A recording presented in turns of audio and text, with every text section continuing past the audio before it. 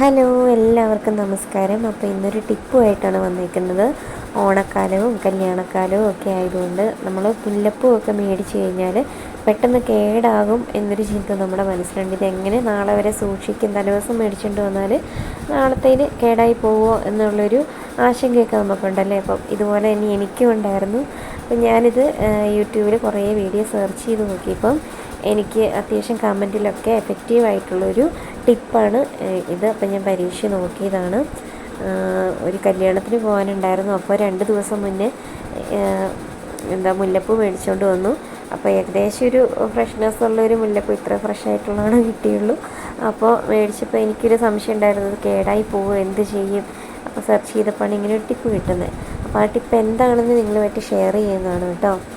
അപ്പോൾ ഞാനിത് വെച്ചത് 2 ദിവസമായിട്ട്. അപ്പോൾ വെച്ചിട്ട് ഇന്നിപ്പം തലയിൽ ചൂടാൻ വേണ്ടിയിട്ട് ഞാൻ എടുക്കുന്നതാണ്. നിങ്ങൾക്ക് കണ്ടാൽ അറിയാം, ഫ്രിഡ്ജ് വെച്ചിരുന്നതാണത്.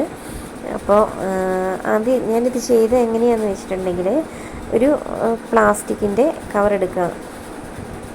കവറോ അല്ലെങ്കിൽ ഇതുപോലെ ഒരു ടിന്നാണെങ്കിലും മതി കേട്ടോ. പ്ലാസ്റ്റിക്കിൻ്റെ ഒരു ടിന്നെടുത്തിട്ട് അതിനകത്തേക്ക് ഒരു പേപ്പർ വെക്കുക. പേപ്പർ വെച്ചിട്ട് അതിൻ്റെ മുകളിൽ ഈ പൂവ് നമുക്ക് ഇട്ട് കൊടുക്കാം. പൂവിട്ടിട്ട് അതിൻ്റെ മേലെ ഒരു പേപ്പർ വെച്ച് നന്നായിട്ട് ടൈറ്റായിട്ട് അടച്ച് ഫ്രിഡ്ജിൽ സൂക്ഷിച്ചാൽ എത്ര ദിവസം വേണമെങ്കിലും ഇരിക്കും കേട്ടോ.